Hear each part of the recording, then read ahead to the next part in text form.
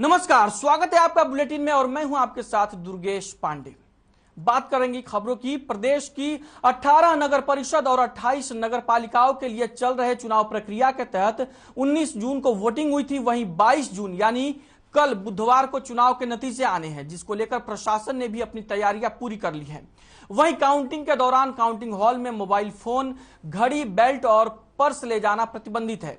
मतगणना के लिए सबसे पहले ईवीएम को स्ट्रांग रूम में काउंटिंग सेंटर पर लाया जाएगा और मतगणना स्थल पर रिटर्निंग ऑफिसर के अलावा चुनावी उम्मीदवार, इलेक्शन एजेंट, काउंटिंग एजेंट समेत अन्य आला अधिकारी मौजूद रहेंगे। मतों की गिनती की पूरी प्रक्रिया की वीडियो रिकॉर्डिंग भी की जाएगी।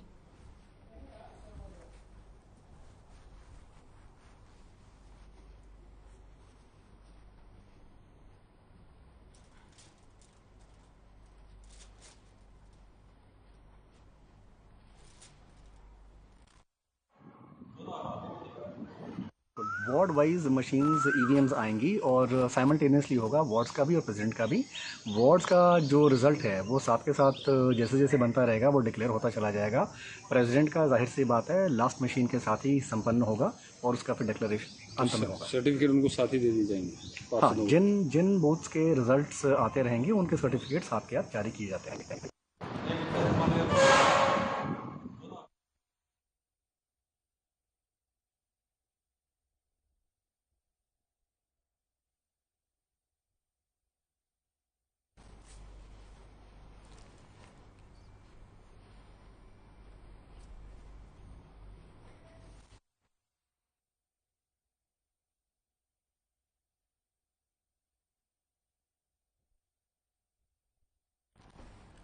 तो कल शहरी सरकार का नतीजे के लिए नतीजे सामने आएंगे। 19 जून को वोट पड़े थे प्रदेश के 18 नगर परिषद और 28 नगर पालिकाओं के लिए, जहां पर अध्यक्ष और पार्षदों के चुनाव की प्रक्रिया चल रही है, जिसको लेकर कल रिजल्ट आएंगे और यह तय होगा कि कौन अध्यक्ष होता है और वार्डों में कौन कौन पार्षद चुने जाते हैं।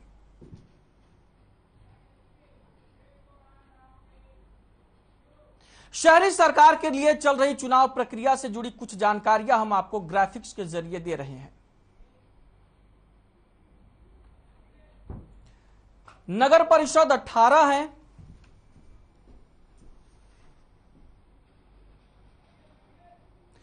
नगर पालिका 28 है। 18 नगर परिषद और 28 नगर पालिकाओं में चुनाव की प्रक्रिया चल रही है। कुल उम्मीदवार 3504 हैं। नगर परिषद और नगर पालिकाओं दोनों को मिलाकर कुल 3504 उम्मीदवार हैं और नगर परिषदों में 456 वार्ड हैं। 18 नगर परिषदों में कुल 456 वार्ड हैं। नगर परिषदों में अगर अध्यक्ष पद के कुल उम्मीदवार की बात करें तो वो 185 हैं। नगर परिषदों में पुरुष उम्मीदवार अध्यक्ष पद के लिए 100 हैं। नगर परिषदों में ही महिला अध्यक्ष उम्मीदवार 85 हैं।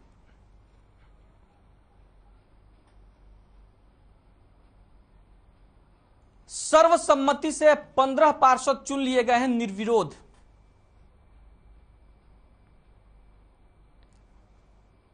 चार 441 वार्डों में नगर परिषदों के 1797 पार्षद उम्मीदवार हैं। वहीं अगर पुरुष पार्षद उम्मीदवार की बात करें तो ये 1076 हैं। यह नगर परिषदों से जुड़ी जानकारी हम आपको दे रहे हैं। वहीं नगर परिषदों में महिला पार्षद उम्मीदवार हैं 721। 18 नगर परिषदों के लिए चुनावी प्रक्रिया चल रही है और अब नगर पालिका की बात करते हैं, जिसमें 432 वार्ड हैं कुल 28 नगर पालिकाओं में, जहां पर चुनाव की प्रक्रिया चल रही है। 28 नगर पालिकाओं में अध्यक्ष पद के लिए कुल उम्मीदवार हैं 221। वहीं अध्यक्ष पद के लिए नगर पालिकाओं में पुरुष उम्मीदवार हैं 128। 28 नगर पालिकाओं में अध्यक्ष पद के लिए महिला उम्मीदवार हैं 93।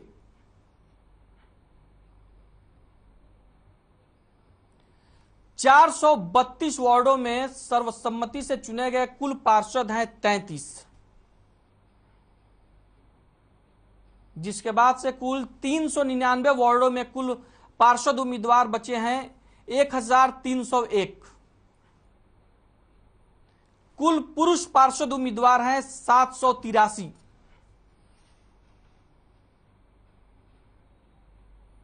महिला पार्षद उम्मीदवारों की बात करें तो वो है 518।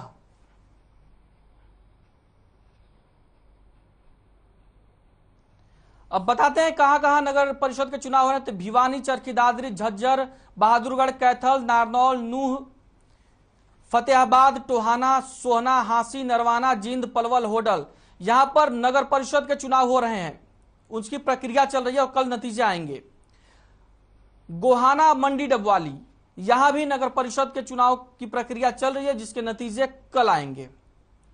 अब बात करें नगर पालिकाओं की तो नारायणगढ़, सफीदो, रतिया, उचाना, भूना, घरौंडा, बरवाला, तरावड़ी, इन नगर पालिकाओं में चुनाव की प्रक्रिया चल रही है।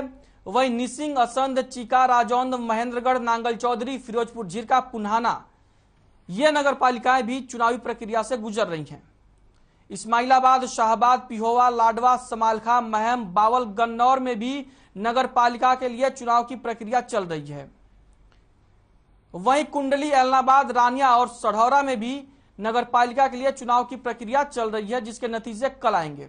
वहीं भिवानी नगर परिषद के अध्यक्ष और पार्षदों के चुनाव को लेकर कल होने वाली मतगणना के मद्देनजर भिवानी के एसपी अजीत सिंह शेखावत ने मतगणना केंद्र का दौरा कर सुरक्षा व्यवस्थाओं का जायजा लिया। इस दौरान एसपी अजीत सिंह ने सुरक्षा व्यवस्थाओं से वो पूरी तरीके से संतुष्ट नजर आए और कहा कि सभी व्यवस्थाएं चाक चौबंद है।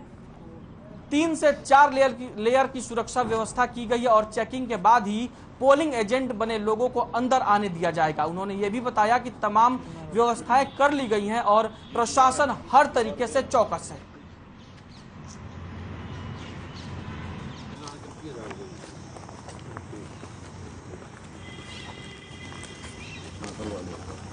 ये मतगणना कल सुबह 8 बजे से स्टार्ट होगी। इसमें जो म्युनिसिपल इलेक्शन हुए हैं उनकी काउंटिंग की जाएगी। यहाँ पे सुरक्षा की दृष्टि से हमने 3 या 4 लेयर की सुरक्षा प्रदान की है। एक प्रेमाइसिस की है, उसके अलावा अंदर जो काउंटिंग सेंटर है उसकी सुरक्षा की भी हमारी जिम्मेदारी रहेगी। इसके अलावा क्षेत्र में पूरे जहाँ पे म्युनिसिपल इलेक्शन है उनके वार्डों में हमने पुलिस की टुकड़ियाँ नियुक्त की है ताकि काउंटिंग के रिजल्ट के बाद में किसी तरह की कोई घटना ना हो। वहीं नगर निकाय चुनाव 2022 की मतगणना के लिए बहादुरगढ़ प्रशासन ने भी सभी तैयारियां पूरी कर ली है। बहादुरगढ़ के राजकीय महाविद्यालय में काउंटिंग सेंटर बनाया गया है। 22 जून को स्ट्रांग रूम से ईवीएम मशीनें निकालकर मतगणना शुरू होंगी। आपको बता दें कि सुबह 8 बजे से मतगणना शुरू हो जाएगी और मतगणना को सफल बनाने के लिए बहादुरगढ़ में 100 से ज्यादा कर्मचारियों की ड्यूटी लगाई गई है। रिटर्निंग ऑफिसर भूपेंद्र सिंह ने बताया कि मतगणना के लिए 14 टेबल लगाई गई है। 9 राउंड की गिनती के बाद परिणाम जारी कर दिया जाएगा।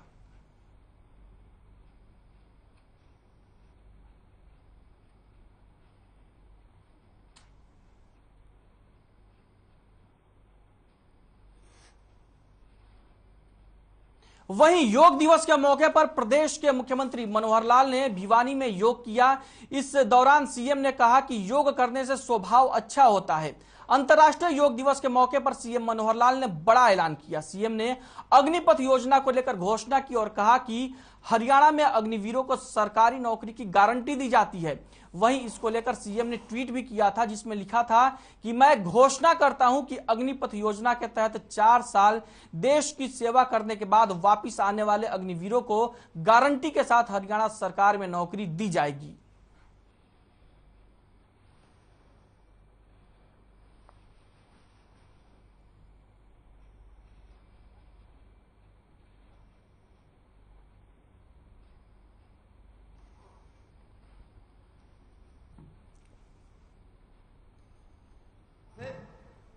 बहुत बड़े एक संघर्ष का सामना कर रहे हैं और वो संघर्ष है कोविड-19 का संघर्ष। कोविड-19 के समय हमारे शरीर जब बिगड़ने लगे उस समय दवाई करने वालों ने भी हाथ खड़े कर दिए। उन्होंने भी कहना शुरू कर दिया कि आप योग करिए, आप प्राणायाम करिए, आप जो है श्वास क्रिया करिए। फेफड़ों के ऊपर सबसे ज्यादा असर कोविड-19 का हुआ है, तो इसलिए उसको भी ठीक करने के लिए योग का ही सहारा लिया गया और दवाइयां भी बाबा रामदेव जी जैसे पतंजलि आश्रम में जो दवाइयां बना रहे थे वो सारे देश में लागू हो गए। योग करने वाले बड़े बड़े साधक हुए हैं। मैं धन्यवाद करता हूं बाबा रामदेव जी का भी कि जिन्होंने उस योग को जो अभी कंदराओं में, आश्रमों में, कुटिया में, मंदिरों में और वहां जा साधु सन्यासियों तक सीमित था, उसको निकाल करके देश की जनता के सामने लाके खड़ा कर दिया।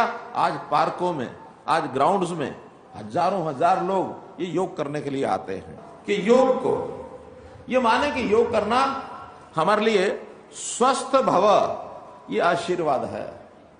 आपने जीवन में योग उतार लिया तो एक प्रकार से आपको यह आशीर्वाद मिल गया कि आप हमेशा में यहां स्वस्थ रहेंगे, निरोगी काया के साथ रहेंगे, तभी आपका शरीर जो है निरंतर आपका साथ देगा।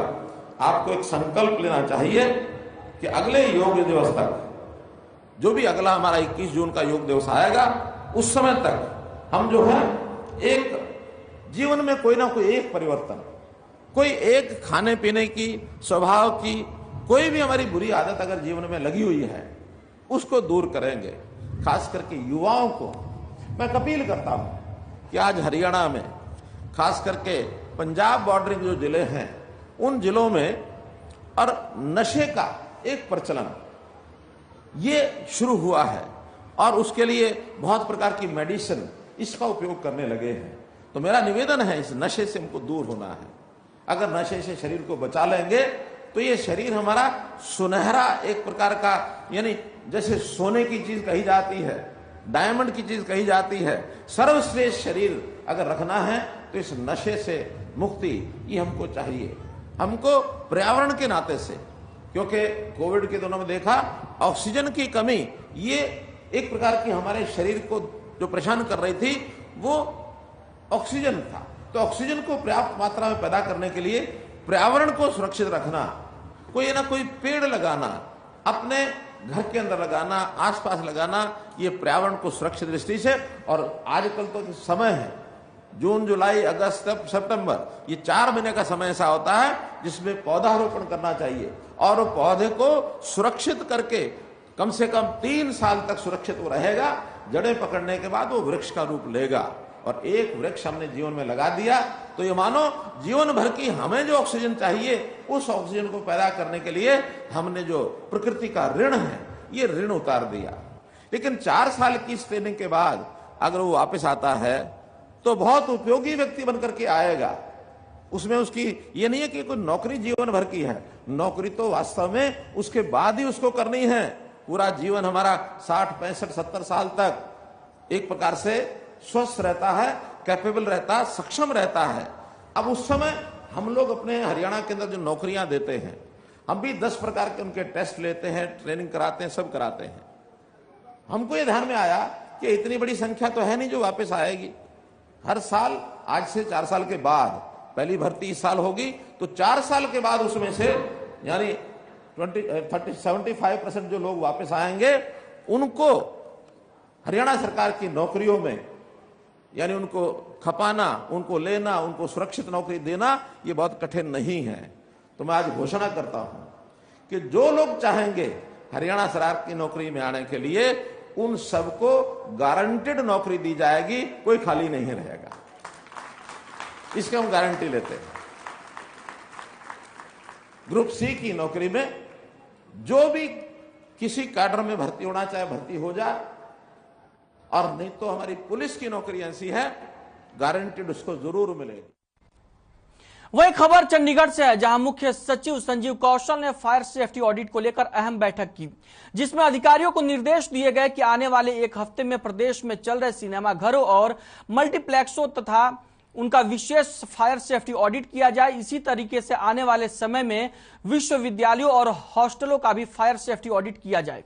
उन्होंने कहा कि आग की घटनाओं से न केवल संपत्ति का नुकसान होता है बल्कि नागरिकों की जान भी खतरे में आ जाती है। इसीलिए सभी सरकारी भवनों में आग से बचाव के लिए पूरे इंतजाम होने चाहिए। इनमें किसी प्रकार की ढिलाई बर्दाश्त नहीं की जाएगी।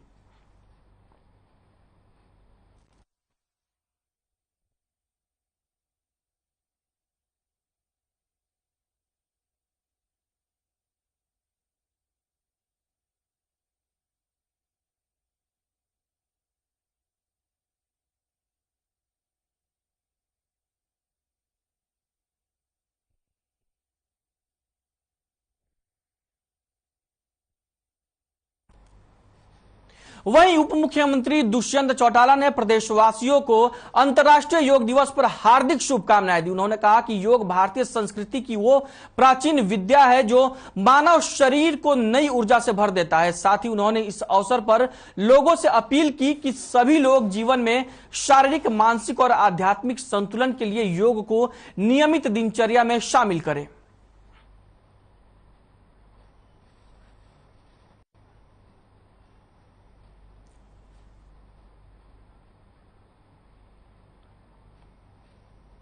अंतर्राष्ट्रीय योग दिवस के मौके पर गुरुग्राम में भी जिला स्तरीय कार्यक्रम का आयोजन किया गया, जो सेक्टर 38 के ताऊ देवीलाल स्टेडियम में हुआ, जिसमें मुख्य अतिथि के तौर पर कृषि मंत्री जेपी दलाल ने शिरकत कर योग किया। इस दौरान उन्होंने कहा कि योग मन और आत्मा का मिलन है। आज योग पूरे विश्व में लोगों की जिंदगी का हिस्सा बन चुका है। वहीं इस मौके पर गुरुग्राम के मेयर मधु आजाद, पुलिस कमिश्नर कला रामचंद्रन और जिला उपायुक्त निशांत यादव भी मौजूद रहे। that due to very concerted and intangible transfer heritage of humanity. ये बड़ा सौभाग्य का विषय है। पूरे देश में आज अंतर्राष्ट्रीय योगा दिवस मनाया जा रहा है और इसका श्रेय हमारे प्रधानमंत्री आदरणीय श्री नरेंद्र मोदी जी को जाता है, जिन्होंने हमारी प्राचीन विद्या, जो हमारी ऋषि मुनियों की विद्या थी हजारों साल से, उसका प्रचार प्रसार विश्व के अंदर किया।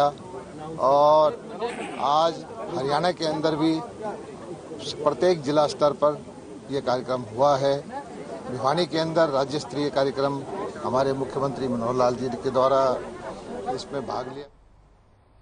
साइबर सिटी गुरुग्राम में 8वां अंतर्राष्ट्रीय योग दिवस धूमधाम से मनाया गया। योग दिवस पर प्रसिद्ध शीतला माता मंदिर में पहुंचे बीजेपी के प्रदेश अध्यक्ष ओम प्रकाश धनखड़ ने दीप प्रज्वलित करके कार्यक्रम को शुरू किया। ओम प्रकाश धनखड़ ने कहा कि योग हमारे देश के ऋषि मुनियों की हजारों वर्षों की पुरानी प्राचीन विद्या है, जिसका योग दिवस के माध्यम से प्रचार प्रसार किया जा रहा है। योग शरीर, मन और आत्मा को जोड़ता है। इससे व्यक्ति का शरीर, मन और बुद्धि संतुलन में रहते हैं। ओपी धनखड़ ने कहा कि अपनी दिनचर्या में से समय निकालकर कम से कम आधा घंटा जरूर योगाभ्यास करें।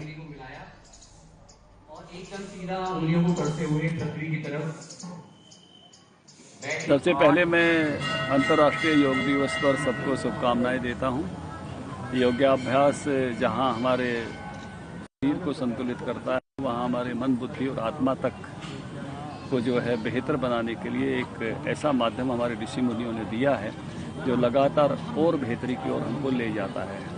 आज पूरे हरियाणा में जो है 3000 से अधिक स्थानों पर हम योग दिवस मना रहे हैं भारतीय जनता पार्टी की तरफ से। पूरे देश में 75,000 स्थानों पर आज भारतीय जनता पार्टी योग दिवस मना रही है, क्योंकि ये अमृत महोत्सव। वहीं गुरुग्राम में बीजेपी के प्रदेश अध्यक्ष ओपी धनखड़ ने बड़ा बयान दिया। उन्होंने कहा कि अग्निपथ के अग्निवीरों में जो भी हरियाणा के जवान होंगे, उनको 4 साल बाद प्रदेश सरकार ने जो नौकरी की गारंटी दी है और इसका बड़ा ऐलान किया है, यह बहुत ही बेहतरीन कदम है। वहीं उन्होंने ईडी के मामले में कांग्रेस पर निशाना साधते हुए कहा कि किस तरीके से एक बंद अखबार की हजारों करोड़ की संपत्ति पहुंची और एक परिवार के नाम हुई, इसका सत्य देश जानना चाहता है।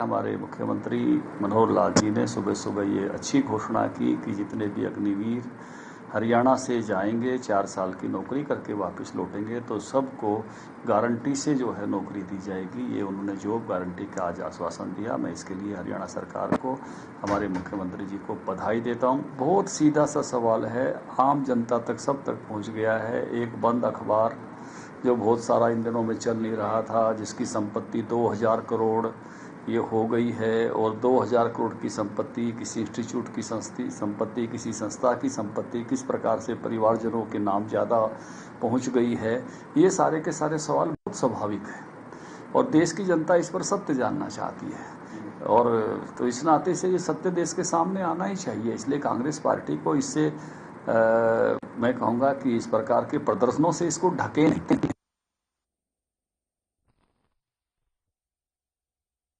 प्रोग्राम में थे बीजेपी के प्रदेश अध्यक्ष ओपी धनखड़, जिन्होंने सरकार जो मुख्यमंत्री मनोहर लाल ने आज योगा दिवस के मौके पर ऐलान किया कि अग्निवीर जो भी 4 साल के बाद हरियाणा के होंगे वो वापस आएंगे तो सरकार उन्हें गारंटीड नौकरी देगी। हरियाणा सरकार की ओर से मुख्यमंत्री ने अग्निवीरों को नौकरी की गारंटी दी थी। उसको लेकर ओपी धनखड़ ने मुख्यमंत्री की तारीफ की और कहा कि सरकार का यह बेहतरीन कदम है। वहीं ईडी की ओर से राहुल गांधी से की जा रही पूछताछ पर उन्होंने कहा कि कांग्रेस पार्टी पर उन्होंने निशाना साधा और कहा कि कांग्रेस पार्टी और राहुल गांधी को मामले में सहयोग करना चाहिए और सच को सामने आने देना चाहिए। वही खबर होडल से है, जहां सन्न कर देने वाला मामला सामने आया है। दरअसल होडल के कुंडा कॉलोनी में एक युवक के साथ मारपीट कर तेज धारदार हथियार से उसकी हत्या कर दी गई। युवक की हत्या के बाद कॉलोनी में सनसनी फैल गई, जिसके बाद मौके पर पहुंची पुलिस ने शव को पोस्टमार्टम कराकर परिजनों को सौंप दिया। वहीं पुलिस ने मृतक के पिता की शिकायत पर हत्या का मामला दर्ज कर लिया है। आरोपी की तलाश में पुलिस जुटी हुई है।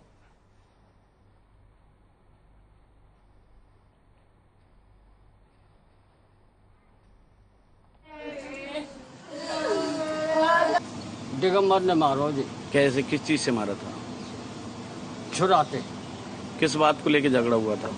वो जी वह दिगंबर जो ठेकेदारों के मकानन को अच्छा है जी, मेरे लड़का बेलदारी करे वखनी वो पैसा मांग रहा, पैसा लेने गए। कल हमें रात को 10 बजे सूचना मिली थी कुंडा कॉलोनी में ऐसे मर्डर हो गया है, तो उसकी हमने बुला कर उन्हें जानकारी हासिल करी। तो उसके पिताजी किशन सिंह ने बताया भाई ये मेरा साले का लड़का है दिगंबर और मेरा लड़का है सतीश। ये सतीश बेलदारी करता है, दिगंबर उसका मिस्त्री है। तो इसके मरने वाले इस पे पैसे थे सतीश कुमार पे, वो पैसे मांग रहा था। तो आज इनका आपस में झगड़ा हुआ, उसने ठाके चक्कू नुमा सा हथियार से उसकी कर दी। वहीं नशा मुक्त हरियाणा मुहिम के तहत हरियाणा में नशे के खिलाफ चलाए जा रहे नशे से आजादी पखवाड़ा के तहत जिला कुरुक्षेत्र को नशा मुक्त बनाने हेतु कुरुक्षेत्र पुलिस का प्रयास लगातार जारी है। जिला पुलिस धर्मनगरी से नशे को जड़ से खत्म करने की पुरजोर कोशिश कर रही है। नशे से आजादी पखवाड़ा के तहत जिला कुरुक्षेत्र में एक अभियान 12 जून से 26 जून 2022 तक चलाया जा रहा है। इस पखवाड़े के दौरान पुलिस आम जन को नशा न करने के लिए प्रेरित कर रही है। मंगलवार को जिला पुलिस ने ब्रह्मसरोवर कुरुक्षेत्र पर एक नशा जागरूकता रैली निकालकर आमजन को नशा न करने के प्रति प्रेरित किया। रैली को केंद्रीय मंत्री पीयूष गोयल ने हरी झंडी दिखाकर रवाना किया।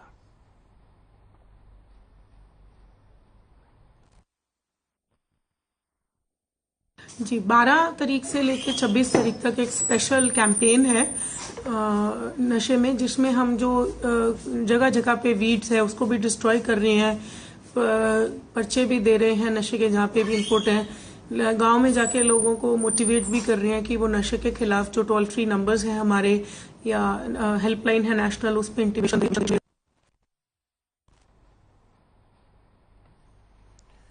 कुरुक्षेत्र में नशे से आजादी का पखवाड़ा मनाया जा रहा है, जिसको लेकर आज एक जागरूकता रैली निकाली गई और लोगों को नशे के खिलाफ जागरूक किया गया। इस रैली को केंद्रीय मंत्री पीयूष गोयल ने हरी झंडी दिखाई और रैली की शुरुआत कुरुक्षेत्र में ब्रह्म सरोवर से की गई थी। कुरुक्षेत्र में पुलिस नशे से मुक्ति का अभियान चला रही है और इसी के तहत 12 जून से 22 जून तक नशे के खिलाफ आजादी पखवाड़ा मनाया जा रहा है। वहीं खेलो इंडिया यूथ गेम्स में हरियाणा ने जहां मेजबानी की तो वहीं हरियाणा के खिलाड़ियों ने मेडल्स की झड़ी लगा दी। आपको बता दें कि खेलो इंडिया यूथ गेम्स में कुरुक्षेत्र की ग्रामीण प्रतिभा ने भी अपना लोहा मनवाया है। दरअसल कुरुक्षेत्र के गांव भिवानी खेड़ा के ग्रामीण खिलाड़ियों ने ताइक्वांडो वुशु में 11 मेडल जीतकर जिले और अपने गांव का गौरव बढ़ाया है। भिवानी खेड़ा के ग्रामीण खिलाड़ियों ने 5 गोल्ड, 2 सिल्वर और 4 ब्रॉन्ज मेडल अपने नाम किए हैं। वहीं ग्रामीण विजेता खिलाड़ियों के प्रदर्शन पर गांव में जश्न का माहौल है। इस मौके पर ग्रामीणों ने खिलाड़ियों को फूल माला पहनाया और मिठाई खिलाकर उनका अभिनंदन किया।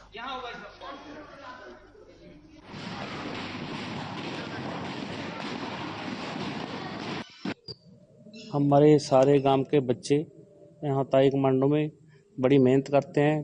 प्रिंस बेटा और एक हमारी बेटी अंकिता, उन दोनों बहुत उनसे अच्छी मेहनत कराते हैं बच्चों से।